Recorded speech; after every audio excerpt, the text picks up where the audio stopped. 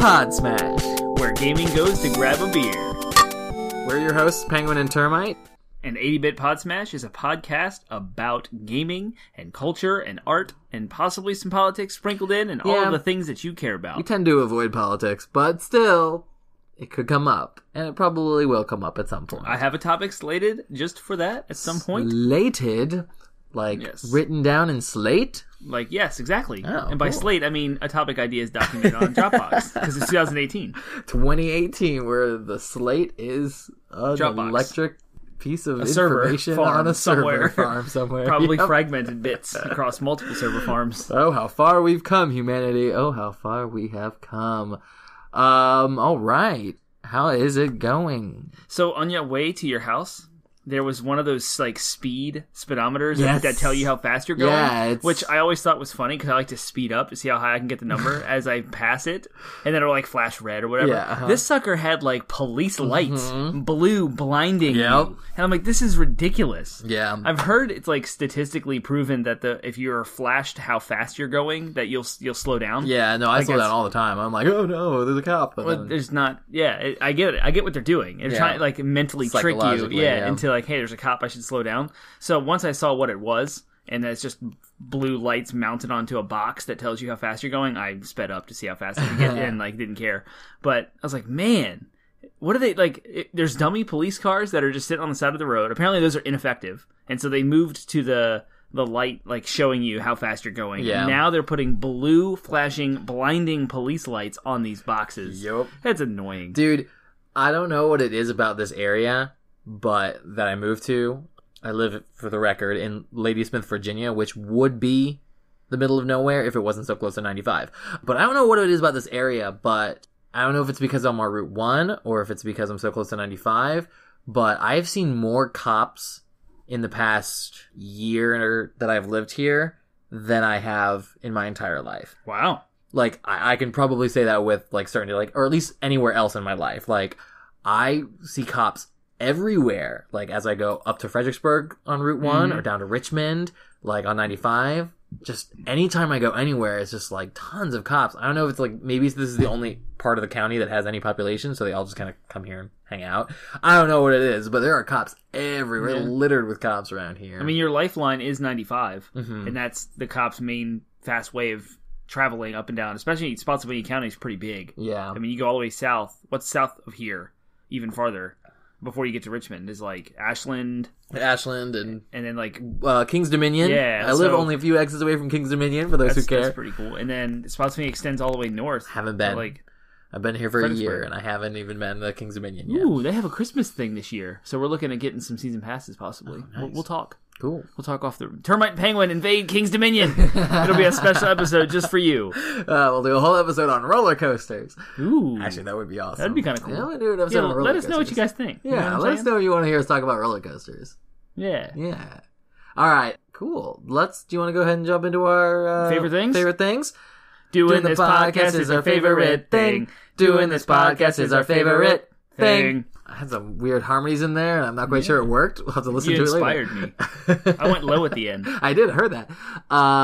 Yeah, so favorite things for those who are just joining us Solo. is a little segment that we Bit? like to do, a bit, one of a 80? few bits. Hey. It's a segment that we do where we just kind of update y'all on what we're into this week. Something from pop culture or mostly pop culture that we are consuming now that we want to share with you and say that you should do. It could be something old that we've rediscovered. It could be something brand new that just came out this week, or it could be something in between. Go ahead and do you have your favorite thing? It could be a food or a beverage, right? I like food and beverage, so yes. If I'm not even going to talk about one. I was just curious because you said it has to be from pop culture. I was like, wait, there's other things. No. It could totally be from up. Well, you did one on just like your running status or whatever. Yeah. So I mean, what's your favorite thing? So what's making you happy? Termite, this is going to drive everyone who doesn't like me already. It's going to drive you nuts because the personality traits that are me that everyone doesn't like. This is like the epitome of it. I think so this whole episode's going to drive them nuts. Maybe. Y'all. It's a termite skip episode. it. It's a very termite-y topic. So as you might know, I like to collect consoles and old school games. Mm-hmm. With the older consoles specifically, I like to keep some sort of like library of exclusives that represent what that console brought. to the industry. So I have my GameCube and my PS2 and my PS1, etc., all with like good exclusive games, right? Yeah. So GameStop had that sale over the Christmas where you could like buy 4 used games. I posted this on social media. You guys probably all saw it, where I picked up Killzone 2, etc. Yep. Well, I went back, and I wanted to get a copy of Final Fantasy 13 because it was better on the PS3 than it was on the Xbox 360, where I had previously played it. Okay. So I popped it in just to mess around, see what it looked like, to see how much better it looked. It was like $5. It was not a big deal. I'm hooked. I'm completely into Final Fantasy 13, which Is that is the one like... with lightning? Yeah. Okay. It's like it's arguably the worst Final Fantasy in modern time. I've Like, heard its story is really confusing. And doesn't it share a story with like? Doesn't it share like an extended universe with like Type 0 and? yeah, it's the whole And- Crystal yeah, or Chrysalis. Chrysalis Nova. I don't even know. Yeah, Novella, whatever, Novella Chrysalis or something. There's like Final Fantasy 13, Final Fantasy 13 2, Final Fantasy Lightning Returns. So there's 3 There's Final Fantasy 3. It's 13s. actually a trilogy, which Ah! I've never played the other 2. And I have no interest in playing them. So like I'm completely hooked. Are on you Final sure? Because maybe you're going to finish this one and want to play that. We'll see. So I'd never actually finished Final Fantasy 13 in my defense. So I'm playing it through again. I don't remember anything. It's a completely new game to me. Like and I'm like 10 hours in, and I don't remember any of this, what I'm playing. It's very linear, it's fast paced, and I'm just blowing through it. I don't really care about getting the platinum. I'm not trying to like 100% anything. I'm just enjoying what the game is. Yeah. So that's my favorite thing. Nice. For those of you who wonder why the crap Termite's playing Final Fantasy 13. I've almost grabbed it on a couple of occasions on a Steam sale because they put it on, ported it over to PC. I wonder if it would look any good. It's a really good value for $5 or $6. Yeah. So yeah. All there's right. that. I might have to grab it at some point. Although I still have a PS4 now, so I might be able to grab it on PS4. It's not on PS4. They don't have a port? Nope. They have a port for Steam? They don't have a port for PS4? Correct. Wow. Yeah. So my favorite thing is I was kind of trying to think about it on this whole day. I was like, what's my favorite thing? There's nothing really new that I haven't already talked about for the past couple of episodes. But the entire time while I was waiting for you to get here, I had certain songs stuck in my head by everyone's favorite sweetheart, Taylor Swift. So my favorite thing today is You Belong With Me from Taylor Swift. I don't know what song that is. What she wears short skirts, I wear t-shirts. Nope. Drawing a blank. You Belong With Me. It's like Yeah. old school It Taylor must Swift, be. back when she Yeah. was like still kind of sweet and just wrote kind of country-ish songs Oh, about wow. love in high school and stuff. What happened to you, Taylor? Come back to us. We did miss it you. to her, apparently. Who hurt you? Everyone did. Huh? She had us a whole song about it. Look what you made me do. Ah. Yeah, she changed everything because of how If the we internet- hurt you, Taylor, we're sorry and we want you back. We just want you to write songs about being sweet again and not, whether or not, like when your worst problem was someone didn't love you as opposed to, I'm thinking I might murder someone today. Like, what happened, Taylor? We miss you. Bring it back. Come back. If you ever listened to this. What was the first We like miss you. poppy song after what you've said that was like that brought her onto the market? I don't know. I mean, I remember Shake It Off, but before that. Shake It Off. Yeah, it would have been before that. Shake It Yeah. Off is still fairly recent. Yeah. Shake It Off was good. That was a good one, Taylor. I don't know. I'm not a huge Taylor Swift fan. I just get her songs stuck in my head sometimes, and I have like a couple of them saved on my Spotify playlist. Okay. Yeah. Well, then now the audience will hate you too. Isn't Taylor Swift like the one everyone loves to hate? I guess now, but like everyone loves old school Taylor Swift, right? Is that a thing? Like, Let us know. Isn't like old school Taylor Swift like kind of like old school rap from the 90s? Like, Ooh, I people love like it. old school rap. I don't really know. I don't listen to rap. Biggie, Biggie, Biggie. I'm not even going to do it. I like that one because I Yeah. sing that about my dog. Ah. Yeah. Gimli, Gimli, Gimli. Yep. Can't Yeah, you see? all right. You were the cutest of the doggies. Like, Oh, look at you break it down. I know. Give it to him. yeah. You know what I mean? No. No. All right, that's our favorite things today. Yay! All right. Favorite things. Our next segment, before we get into our main topic, is a segment we like to call DLC. Downloadable content. If you've gotten this far into the podcast and still don't know why we call it downloadable content, just as a reminder, both Penguin and Termite's actual names are Daniel. So in order to avoid confusion while recording this podcast, we decided to call ourselves by our gamer tags. Listen to episode 0. It clears it all up. It does. So We talk all about ourselves. that is why I think we've gotten And why pretty you should good care about recently us. about calling each other Penguin and Termite. Yeah, as we're getting well. better at it. Like, we're getting better at Yeah. it. For a while, you can hear us. If you listen to our earlier stuff, you'll hear us call each other Dan and Danny all the time. So, Yeah. But yes, Even our wives called us by our name. I know. Like, how cool was that? Because they got so used to hearing us. She say called it. me Termite. She called me Penguin. So, anyways, that's why we came up with the name Downloadable Content, because we were trying to be punny what downloadable content actually is it's like a game or a little bit that we like to do before it's kind of a sub-discussion and mini-discussion. Sometimes it has something to do with the actual main topic, and sometimes it does not. Today's is kind of loosely connected. Loosey-goosey? Yeah, loosely connected, but I wanted to know, it's just a question we'll discuss, since we're going to be kind of talking about what games look like and the aesthetic of games to kind of some degree. I've had this question before in the past where you could live in any video game world or any specific level from a video game or environment from a video game without any of the dangers or enemies, just you set up a cabin or set up a little house in one of these video game places. Where would it be? And why? That's hard. There's a lot of fun places to live in games. I've got mine, so I can go ahead and start mine do that, so while you think. Yeah. So one of my favorite video game environments is from the OG Halo 1. The very first place where you crash land. On the first Halo? Mission. On the first Halo. The Silent Cartographer? Not the Silent Cartographer. That's the name of the mission? That's the name of, like, a mission later. That's, like, the beach mission. This is the one where you just crash land and you start working your way towards, I think it's Truth and Reconciliation is the actual. Yeah, that's it. Yeah, but the area, it's like, there's all these, like, really high cliffs, and it's got all these, like, coniferous trees, and just like big waterfalls and stuff, and it doesn't really look that great on the old Xbox graphics. Yeah, the remasters looks okay, it looks better on, but like my, I don't know, 13, 14-year-old self back when those were state-of-the-art graphics and high-end graphics, like I was just like, I want to live there. I just want to set up a little cabin up on one of those cliffs by a waterfall. Like I just want to wander around this place, and it was just pretty. I don't know, it just like it hit my aesthetic tastes very well, as I just wanted to live on that little part of the Halo. The rest of the environments are meh. I don't care about any other ones. I just want to live in that like cliff space in the Truth and Reconciliation, or I don't think it was the one mission before that. I don't remember, because Truth and Reconciliation happened at night, and this one happened during the daytime. But it's like where you first get the Warthog and drive around. It's right after the Pillar of Autumn. Yeah. Mm-hmm. So that one, that area. I don't know what it's called. Was that when you start off with a sniper rifle? No, that's the Truth and Reconciliation that comes right after it. Okay. It's still the same environment, but that mission takes place at night. Right. So I want the one that takes place. I mean, I guess it's the same environment, so it doesn't matter. But I forget what it's called. It's just it's where you first land on the Halo. Yeah. Yeah. That's awesome. Yeah, that's mine. Yeah. I want to set up a cabin there. Mm-hmm. Just live like a vagabond, and every once in a while say hi to some nice elites who come and bring me like new video games. So I would like to live in The Witcher 3's world. Okay. There's the place... Skellige? No. Definitely not. White Orchard? Maybe. That's the first area, right? Or are you talking about the very first area when you meet...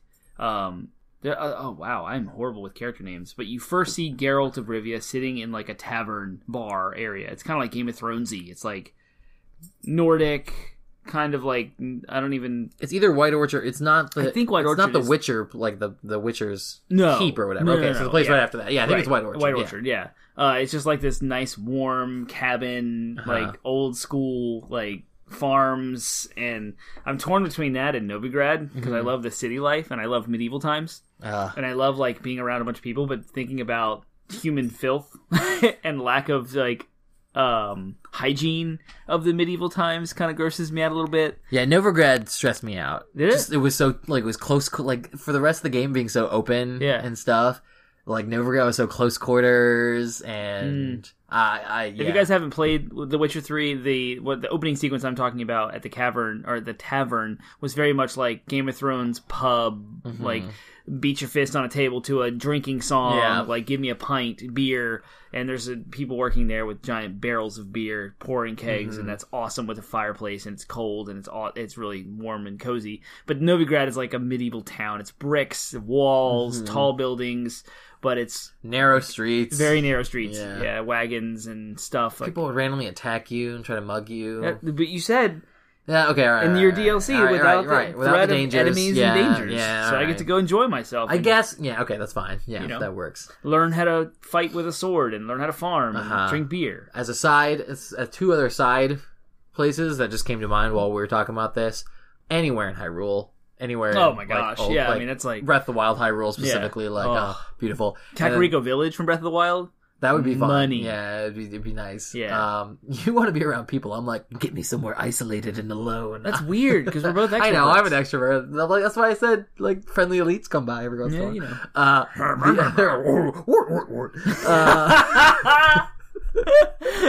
Yes. The other place that comes to mind, if I wanted a tropical islandy place, I'd want to go to whatever the place in Mario Sunshine's called. Oh my gosh, that's it. That's the one. That's the one. Like, that trumps everything. Isle Delfino. Isle Delfino, that's what it's called. Yep.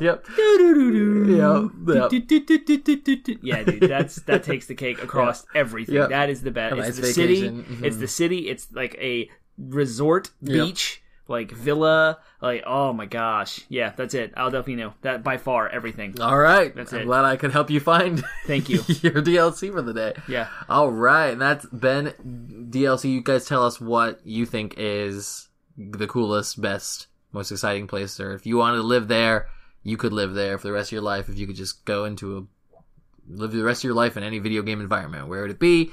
Let us know why. Reddit. Facebook. Oh yeah, we can interrupt this program to talk about where you can find us online.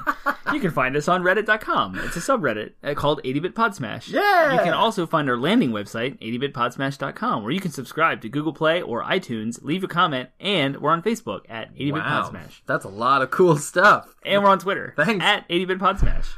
Thanks, Termite, for letting all of our listeners know that information. Oh, can I also interrupt this program to talk about your shirt? Is that a cat riding on a Christmas cookie? There's a cat riding With a Santa Claus hat. There's several cats riding on I see two cats. They both have Santa Claus hats. It's kind of like what looks like a South Park character. And yeah, there's an alien thing with a Santa Claus on it, riding in a UFO. Looks like he's trying to abduct the cat that's riding on the star-shaped Christmas cookie. And it's all in space with some snowflakes. Yeah. What am I? What is this? I got it at like a white elephant exchange this That's year. a perfect gift. It's also oversized. Like, it's too big for me. So it looks even more funny. It's ridiculous. Because it kind of just, I'm totally schlepping it up right now. Whenever we meet at my house, I'm usually like in my pajamas and I'm not criticizing my that janky part. glasses. I'm loving the shirt. It's fantastic. The orange tabby riding on a Christmas cookie and with a Santa Claus hat. Rock on. Yeah, it's a fun shirt. There's a lot going on. All right. So our topic for tonight, we're going to discuss and explore, if you will, frames per second. Yeah, so it's our other FPS episode, not first-person shooters, but frames per second. We're discussing, basically we're just talking about, it's going to be kind of a little techie. technical. Yeah, it's going to be technical, but we're talking about... We're going to bring in films and movies and like the origin of frames per second. Yeah, and what it is it's a discussion about essentially video game graphics and a very particular aspect of it that right now in the industry is being hotly discussed just because of where we are technologically speaking, what we can do with frames per second, and what we should quote unquote do with frames per second, and just it also kind of bleeds into a couple episodes ago where we talked about PC versus console, just kind of what the capabilities are, not in a hostile sense, but just kind of where we are in the industry right now. So, frames per second. Termite, why don't you explain more? Well, I'm going to give some context. I'm Yes, lay please. some groundwork. Context. Foundation. It's important. Where this came from. So, the Xbox One X, as we know. Curse you, Microsoft, for that name. It's the worst name. It's stupid. Seriously, guys, get it together. It used to be called a much cooler thing in prototype form called Project Scorpio. Yeah, I thought Sounds so much cooler, right? I thought the Nintendo Switch's prototype form was pretty cool too. NX? Oh, yeah. NX gonna give it to you. It was my fantasy football team name. Oh, my gosh. Anyway, so the Xbox One X's prototype, Project Scorpio, the development kit that was sent to all of the developers to make games with, had a little frames per second counter on the front. Well, upon receiving that and pictures on the internet and it getting out, gamers were like, oh, that'd be really cool to have a frames per second counter on my console that I can just look at, like a VCR time. Like, remember the time used to be displayed on your VCRs and DVD Yeah, so it'd be like the old digital... LED kind of like, you're running at 58 frames per second, now you're at 65, now you're at 70. So that kind of spurred, like, why do we care about this frames per second counter? Like, why is it talked about? Why does it even matter? What does it do to affect video games? We've asked these questions already in our intro. So that's the kind of context foundation of where I'm coming from.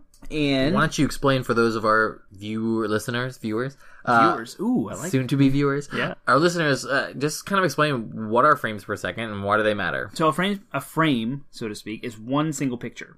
And in the early days of film, you would create a motion by taking a sequence of pictures really quickly. And kind of like a flip book. If you draw, like the old school cartoons, and you flip through it, and it looks like it's moving. Yeah, and there's some research done about what's the optimal level of like pictures per second flashing in front of your brain, where you would trick your brain into thinking it was an animating object as opposed to just a bunch of still images. Yeah, and I think Thomas Edison worked on this like eons ago and found that like 16 to 24 or somewhere is in that like this looks like motion as opposed to still images. Yeah, I think it's in my research, I think I was reading the Wikipedia entry on frames per second. There is one, guys. You can read it. It's interesting. But they were saying that I think the human brain can process, I believe, 10 to 12 images per second or frames per second and still see them as individual images. But anything above 12, the human brain interprets it as motion. You're right. Yep. So an image in motion. 12 to 16 is the optimal, like the beginning, the lowest you can go to trick your brain into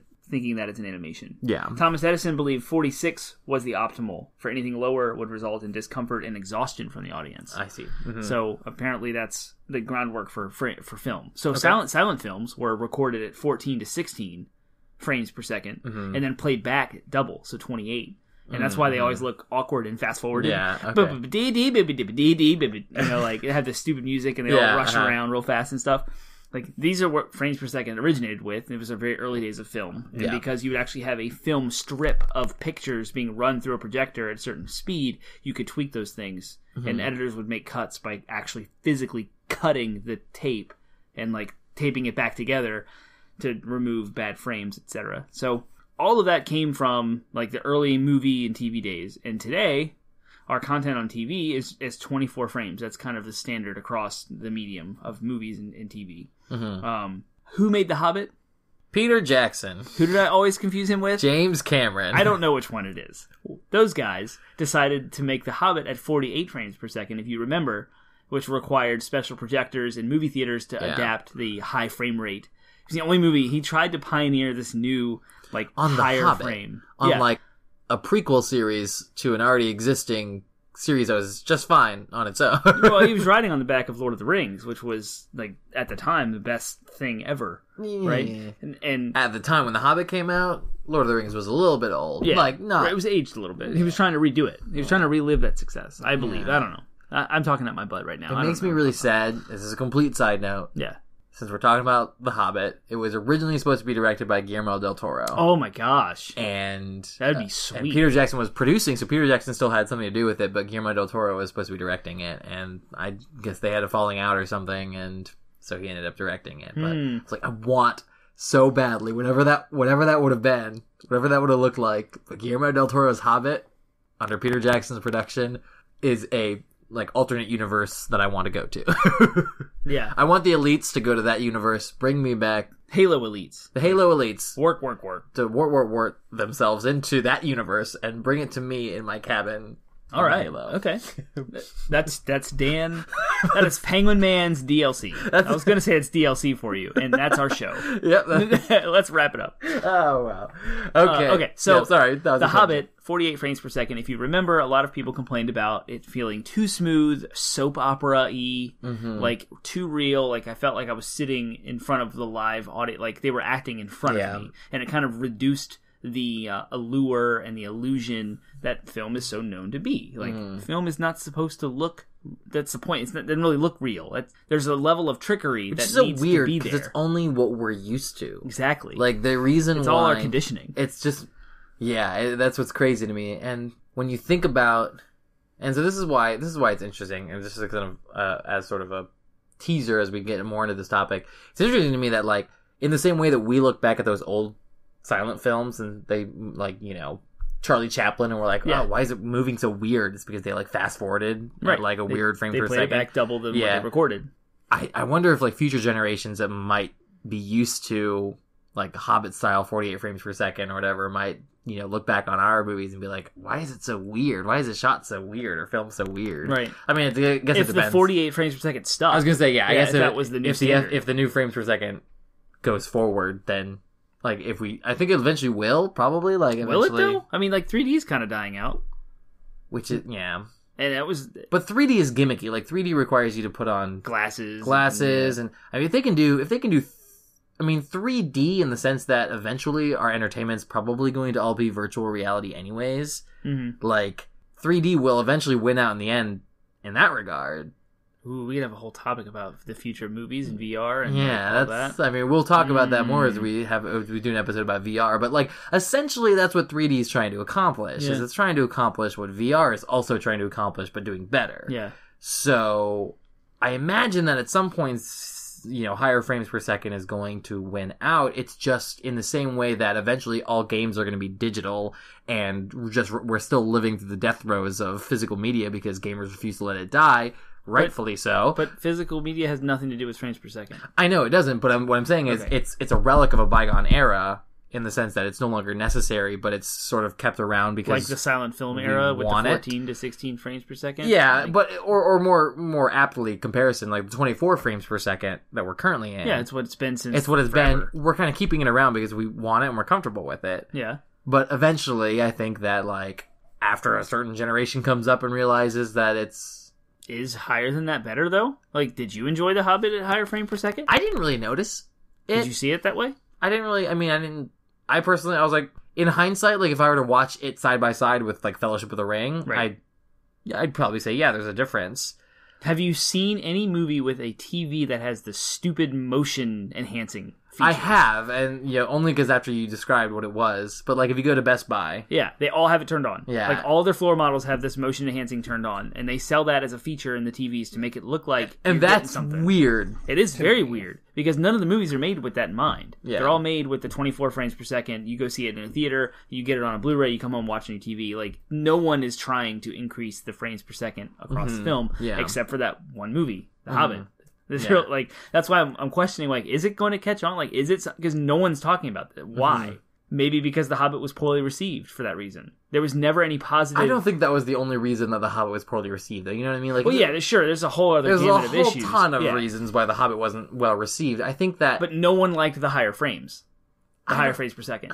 No one enjoyed that. Well, but people who, you always hear the term that people complain louder than they praise, right. You know what I mean? Yeah. Like, I think people who either A, didn't care, or B, liked it, just probably didn't say anything. Like, or they didn't notice it, like you said. Yeah. And then what's the point in spending more money on higher cameras and more it fit with The Hobbit because there was, like, it had, like, lots of motion. Lots of motion, lots of action, lots of graphics. That was what it's for. It's weird on a show like Chuck, for example, like, where it's like a kind of a sitcom-y, goofy show where, like, you're not... Like you said, I think, did you talk about how it kind of looks like a soap opera? Yeah, and soap operas are actually filmed at 60 frames per second and played back at 60. Yeah. And so that's, like, for some reason, I don't know why, and maybe it doesn't cost more money because soap operas are known to be cheap. I don't know. Like, people don't really complain about the soap opera-y effect. Yeah. But that's what it looks like, and that's why it's attributed to that. Yeah, it's the motion smoothing and stuff. It's weird, but, like, I wonder, just, again, similarly, I wonder if, like, eventually people are just going to get used to it, and it's going to be the new normal. It hasn't happened yet. But also a lot of people don't have expensive TVs. It's not even in the expensive ones anymore. It's in all of them. Mine doesn't have it. How new is your TV? It's pretty old. Yeah, exactly. Like any TV made in the last 5 years has this motion. Maybe not 5, maybe 3 or 4, but like right. And if it's turned on by default, it is, and it's annoying. And I kind of want to like grab the remote while they're not in the room and like ninja like go in and change it and turn it off because it drives me crazy. That's the thing is like most people aren't even going to realize it's a thing. They're just going to be like, oh, this is how my TV looks now. This is how shows look now. And eventually they'll get used to it because it'll be pushed on us and people are lazy and don't know. But then will the old way look bad objectively? The current, like I say old in quotes. Yeah, I mean, the current 24 frames per second standard. That's a question. I guess will it look bad? I guess that's the question. It will never will. And that's the question that I guess that's the question that we're trying to discuss here is is it inherently, is there something inherent about that frames per second in the human brain that makes it like an objective, like this is what looks good, or is it just something that we're conditioned to think is looks good? I don't know. Yeah, that's a good question. That's a question for y'all to discuss. Sure, yeah, throw it out there. Yeah, so how does all this matter? Why does it matter? Like, what is all this in video games? Mm-hmm. So in video games, the frames per second is kind of touted as a objectively better statistic. Yeah. My game runs at 30 frames per second because I'm playing on PC. My game runs at 60 frames per second. I meant to say 60. Runs at 60 frames per second because I have an Xbox One X, which costs more money, or a PlayStation 4 Pro. And then you have, like, resolution being thrown out there. So with these half-step consoles that have come out this go ahead year, and explain what's the difference between frames per second and resolution. Yeah. So resolution means how many pixels per are on your screen. Like your monitor is displaying like 3,000. It's rounded. 4K is not an actual number, but it's a number. It's a square, a rectangle.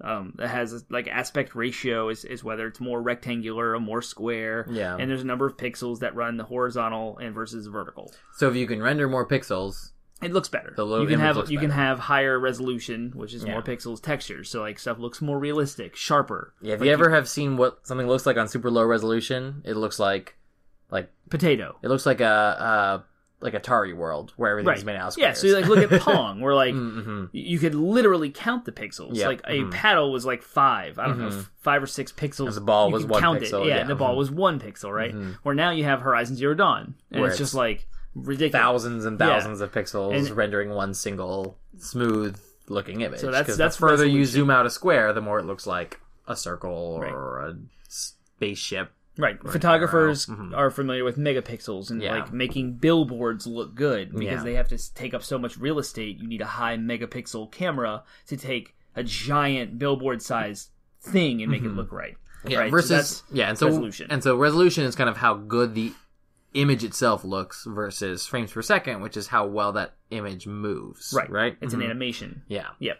And so with the advent of our half-step consoles, the PlayStation 4 Pro and the Xbox One X, they're touting that their enhanced hardware allows them to do either 4K gaming, or you can have better graphics, like better quality of the graphics. Yeah. That's like lighting effects, shadow sharpness, draw distance. You can see like bushes and trees farther out because it can render more. Yeah. Or you can choose to have a higher frame rate.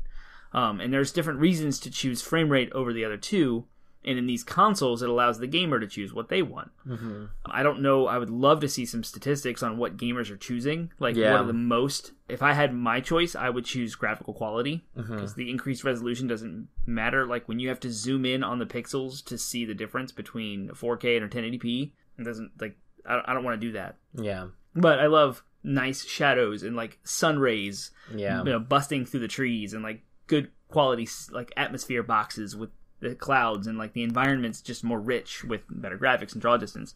So personally, I would choose the graphical quality over the frame rate. So to me, being used to cinema and movies and TV frame rate wise, I think 30 is the best. I think you can tell a fantastic story and you can optimize gameplay, even if it's action and fast paced with 30 frames per second. But some people would argue against that and say, well, I'm going to spend more money to get a 60 frames per second rig. I think all of that is just hogwash, and I think a good game, it doesn't matter what the frame rate is. That's my argument. It's like a fantastic time. Now, there's caveats to that I have to deal with, but overall, I'm going to say that like frames per second doesn't really matter, and it's kind of the icing on the cake, just like graphics are. Right.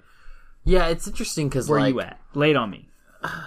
So there has to be a limit somewhere. Like the human brain is limited, and so at some point there has to be like a cap of like, if you reach like 120 frames per second or 1,000 frames per second, like could your brain even process the difference? Right. I would say no. No, there's definitely a cutoff. There's definitely a cutoff somewhere. So at some point, and I think the same is true for everything when you're talking about graphics as a whole, like resolution too. There's a certain point at which your brain's going to not be able to recognize the difference between, You already have to, and I've watched videos. Digital Foundry is a channel on YouTube. They are amazing. They're from the UK, and they like dissect every game that comes out on every platform, and they like run frame rate analysis, and they run resolution comparisons. It's amazing. Yeah. That's where you can get a lot of knowledge from it. But in order for them to see the difference in like Horizon Zero Dawn on a PS4 Pro running 4K versus a regular PS4 running at 1080, like what I saw, they have to pause and zoom in 400%. Yeah. Just to see the slightest difference. Yeah. And like you can watch 4K video on YouTube and you can like compare the two just by watching the 4K videos and versus 1080p. I don't see a difference at all. And is it really worth a $400 console versus a $200 one? Yeah. And that's with resolution. And in regards to frames per second, I was watching, in preparation for this episode, I watched a couple of YouTube videos just to see like what the comparison of 30 frames. And they used Assassin's Creed Origins as at least the clips I was watching. Side by side, I can see a difference at normal speed, but it wasn't until they slowed it down by I think 4. Yeah. Like 4 times slow that I really noticed the difference where it's like it does stutter a little bit more at 30 frames per second slowed down. Yeah. Versus at 60 frames per second, it was much smoother.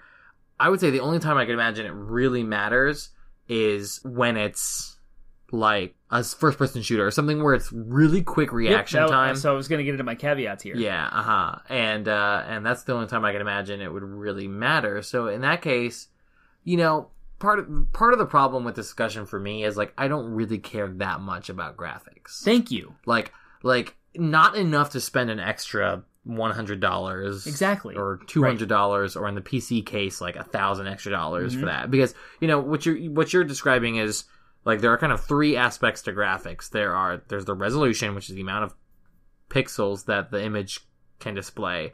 There's frames per second, which is how fast that picture can move, how smooth that picture can move. And then there's graphical quality, so things like extra shading on shadows and sun shafts and stuff like that. When considering those three aspects, you know, PC gamers, if you drop the advantage of PC gaming is you can really customize what you get out of it. So you can have all three if you have enough money. Exactly. If you have enough money, you can get all three. That's a certain amount of money. You have to have the best of the best graphics card and super CPU and all that stuff. Whereas with these half-step consoles, as you described them, the Xbox One X and the PS4 Pro, you have to kind of choose which one you want. Right. And, you know, and PC gamers can kind of get somewhere in the middle. They could do 2 out of 3 or 3 out of 3 or 1 out of 3 as well, depending on how expensive their build is. But at the end of the day, again, I'm not one to really drop enough money to make a difference, you know? So for me, I'm happy with the level of graphics they give me, and I focus, you know, my philosophy has always been, like, I care more about gameplay, I care more about, like, story, I care more about the quality of the game, and that's why I love games like, that's why I love the Switch, for one, because, like, the Switch runs at, 30 frames per second? Depends on the game, when we get into my caveats, we'll talk about the Switch a lot. Yeah, but, like, you know, I think games on the Switch look great, and I love how most of the games that Nintendo is developing, they're not going for photorealistic graphics. Most of their graphics, most of the games that they develop are what people would describe as cartoony. Right. But, like, as much as that used to be a criticism in games, like, it's now, like, with so many great games, like, I think of Journey or Borderlands, like, just games that are, like, showing what you can do with kind of cartoony and fun graphics. Like, people don't use that as a criticism anymore. It's now a stylistic choice. Yep. Which is interesting, because back when I was a kid, you know, Wind Waker was announced, and it was showed how, like, cartoony the graphics was, and people were up in arms. How dare you not try to push photorealism in your games? And it's like, now it's like, oh yeah, well, Wind Waker's a classic, and it started a trend of, you know, less photorealism in games. So that's I kind of got away from the main topic about frames per second. But you're very much related, because the frames per second, some people get that confused and use that as a way of rating a game. This game sucks because it's not a frame rate, a certain specific 60 frames per second. This console is horrible because it doesn't render my game at 60 frames per second compared to my other one. Yeah. Or like, my PC is better than yours because it does 60 frames. And I'm trying to discredit that argument. I'm trying to gut that and say that the creativity, the storytelling, and the mechanics and gameplay of a game are not related to the frame rate. Yeah. Unless they are. And that's where I'm going to get into my caveats. Okay, go. Because if you're a developer and you want to create something, like you said, a competitive first-person shooter, or a fighting game, or a racing game, or some sort of like high-action, usually it's involved with multiplayer. It needs that 60 frames per second, but you're building that into the game. You're taking, I'm building this game to be 60 frames per second for that reason. And so the Switch, you talk about Mario Kart, Splatoon, ARMS, they're all 60 frames per second titles. They're all online. Smash Bros is too. And so Mario Odyssey actually is, even though it's a single player game. But Breath of the Wild is not. Breath of the Wild is 30 frames per second. It's not related. Like, Breath of the Wild won Game of the Year. I wouldn't attribute that because and it's still a great game even though it runs at 30 frames per second. It's amazing. Yeah, but the art and the style and story of Zelda doesn't need 60 frames per second to be what it is. But I would say that Mario Odyssey doesn't really need it either. Exactly, it's just kind of an extra There's benefit. Like so to cool, speak. It's 60 frames per second. Great, yeah. But I do, thinking back, like, and I would have to play the games, you know, side by side to really like. I'd have to have 2 Switches and one to see the difference, I think. But I can say that, like, I definitely, at least in my mind, thinking about it right now, like, I can see how Mario is just a little bit smoother than Zelda. It is. As you played through it, but it doesn't need it. Like you said, I don't think it's necessary. Maybe with some of the precision platforming. Now, but I wonder, and Like this Merit- is a question. I don't know the answer, but I'm wondering if games are more likely to not succeed, but if the art style of the game is more simple, is more cartoony, is more stylistic, is it as opposed to photorealistic like your Calls of Duties and your whatever. Right. I wonder if it's easier for developers to reach 60 frames per second because sure. the art style. Yeah, there's less things they're rendering, there's less detail. Yeah, which makes me think of Overwatch. Yeah. Because it's a game that's like, it very clearly is like, oh, this is why Blizzard chose their kind of Pixar art style, where the characters are all very... Overwatch very much needs 60 frames per second. And it's a game that like you can feel, like when I'm playing, I played some today, and I'm like, you can absolutely feel the difference. Yeah. Of like, okay, yeah, it's not even something that you're... I think it's more subconscious. Yep. Because what's great about first-person shooters and other competitive games, racing games, fighting games, they really tap into the sort of primal, the sort of like lizard brain that we have, you know, the very cryoperception, reaction. reaction-based, yeah. Yep.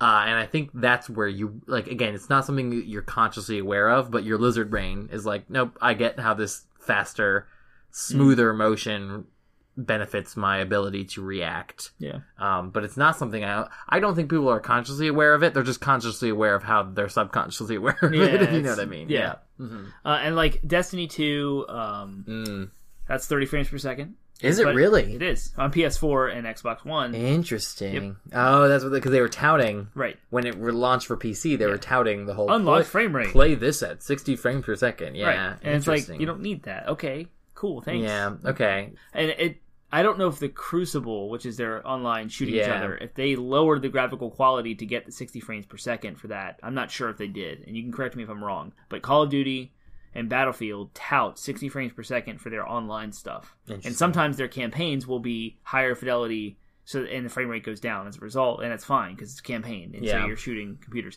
I would love to know if there is a game for the Nintendo Switch that the frame rate is changed when you dock it. Because I don't think there is. Interesting, yeah. Only the graphical quality goes up when you dock that would be... I was going to say, that would be a Nintendo... But I haven't played Skyrim, I haven't played Doom, there's a lot of third-party games I haven't played yet. I want to know, so please let me know, audience, if there is a frame rate difference when you dock it versus not. Yeah. And even the Digital Foundry videos, they highlight the frame rate when you dock them and versus not. And sometimes there's a slight variation, but it's mostly the graphical upgrade for things like depth of field and shadows and lighting and stuff. Like, frame rate Nintendo doesn't value frame rate, and I think they're the kind of, like, if you want good games, who do you look at? You look at Nintendo. Yeah. Blizzard does the same thing. Every one of their games are all 60 frames per second, but they're not photorealistic graphics. Right. StarCraft 2, Diablo 3, World of Warcraft, and Overwatch, like their main Blizzard's games. Yeah. They're all like, they sacrifice the realistic, super detailed, crazy graphics for like more colorful, bright, vibrant particle effects and lightning and magic and sci-fi. Yeah.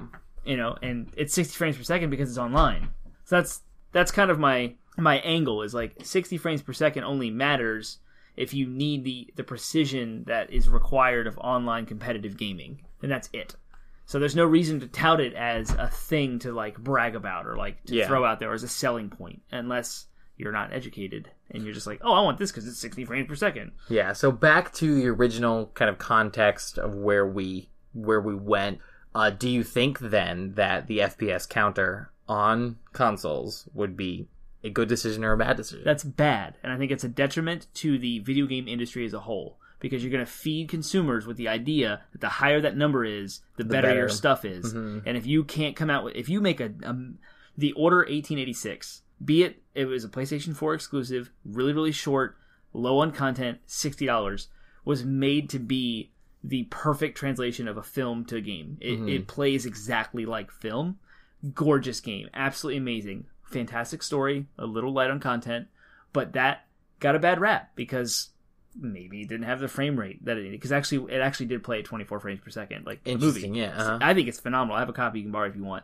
Perfect example. But I think that's a game that kind of got a bad rep because it didn't have the frame rate. And it's horrible. Like, that's bad. It's like saying that you're not as smart as your coworker because you have a gaming keyboard. Yeah. Like, so it's really? Just, so it's just, it puts it, so you're afraid that what it would do is it would put a number to every game that comes out. Like a number that's unnecessary and doesn't matter. Yeah.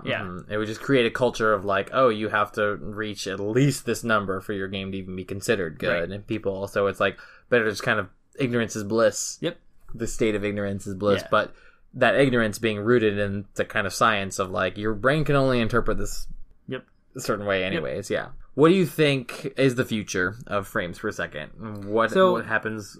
With the advent of 4K TVs, now there's processing power in the TV itself, and there's like there's a block there. It's confusing, but now there's this thing called refresh rate. Okay. And the refresh rate of the TV is how fast it can change its pixel. So that's completely unrelated to your PC, your console. This is just in the TV. Okay. How fast can your television refresh its pixel colors? Right. That's refresh rate. They can do that so many times per second. That's coming up to 120 hertz. So you can get a TV with a high refresh rate at 4K. There's so many numbers, man. Yeah, right. It's stupid. All of it's just sales gimmick, and it doesn't really matter, and it drives me nuts, which is why I want to have this topic in this podcast, because it distracts the consumer from quality content. And developers are making quality content, and they're losing sales, and they're fighting against this like these numbers and the sales and this crap. So where's the future headed, right? Where obviously they're throwing these numbers on TVs to make people buy higher expensive TVs. So our consoles are getting more powerful, and they're headed in that direction. So now we have these half-step consoles that can do 4K gaming to utilize your new fancy 4K TV, right? So the future is headed towards resolution. I'm okay with that. I can deal with the resolution increase, but the future, I hope, doesn't necessitate a 60 frames per second like threshold to be accepted as an okay game. Yeah. So I don't see that happening. I can see the potential risk for it, but I don't actually see it trending in that direction, which is good. Yeah. VR adds a whole like wrench into all of this because we've been discussing what it looks like to sit on your living room and look at your TV, and it's a flat surface. Yeah, it's essentially it's a 2D thing. You're just looking at looking at a big square with shiny colors on it. Yeah. Right. With VR, you have to render 2 images offset, and you put them on a face. You wear it, like really close to your eyes. But the thing that your processor, your gaming console or your PC has to render the image twice, and it has to be offset from one another so it looks like you're in it. Yep. Right, to trick your brain into thinking you're in that world. Yep. So the future needs double the processing power it has now in order to make the image quality that we have now translate to VR as we know it. Apparently 30 frames per second in VR makes people sick. I don't know that because I've never played anything in VR yet. And so they're targeting 60 frames per second for the VR. It makes sense. Necessary. It makes sense because like when it makes sense because someone who's played. I've only played a little bit. I've only played VR once, and that was a coworker of mine brought in his rig on one Saturday, and we played VR games. And I can say that like smoothness, when you don't think about it when you're looking throughout the world because it's just your experience in the world. You're not usually conscious of things that you do that your brain does subconsciously. Yeah. But the way you look around the world is smooth. There's no stuttering at all of any kind. And I can see how 30 frames per second would affect that in VR, only because in my experience with VR, it's very smooth. The VR that I've played, like I played Super Hot, and I played a couple other games in VR. It was a PC, right? It was a PC, and it was amazing just how well the game tracked my head movement. It didn't seem any different for me looking around the room. Right.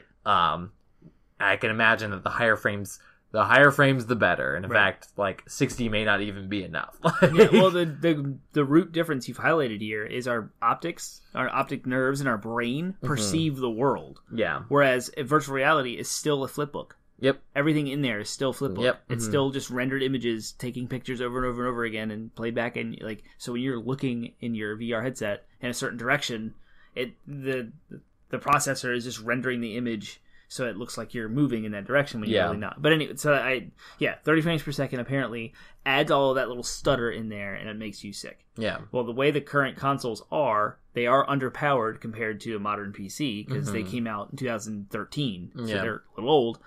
They're having difficulty keeping up with that, so they have to lower the graphics a lot to get them to render 2 images at 1080p at 60 frames per second, because you now have to, like, Horizon Zero Dawn would never exist in VR. Because just to render 1 image already maxes out the PS4, much less 2 of them at 60 frames. Where so like you see the difference, like that's what you have to do. Yeah. And so the future is going to be enough processing power to make those VR games smooth. And so you're going to have a lot of processing power if you're not playing VR.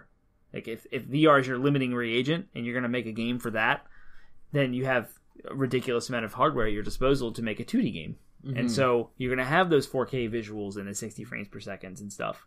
And we're probably heading in that direction. Yeah. The other thing to consider when talking about the future and looking forward, and this may not happen in our lifetime, but we discussed in a previous episode, I don't even remember what it was, but we discussed in a previous episode, we talked about brain-machine interfaces and how eventually, it was controllers. Yep. Eventually, as the future of technology progresses, VR is basically going to become a chip in your head that transmits images directly into your brain, and therefore basically transmits you into a virtual world. Yeah. If anyone out there is watching the Netflix series Altered Carbon... Oh, I want to start that.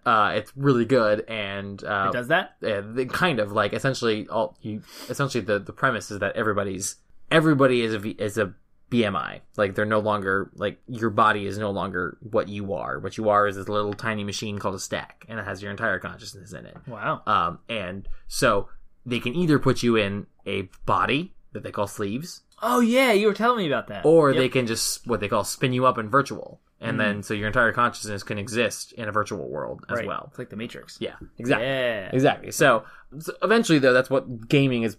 If this technology continues to progress and if we don't face some kind of doomsday scenario, then we're going to eventually have BMIs. And we're eventually going to at least have machines in our brains that are able to directly transmit information into our brains. This opens up all kinds of discussions as to, like, these limits that we now face of our perception, such as frames per second and resolution.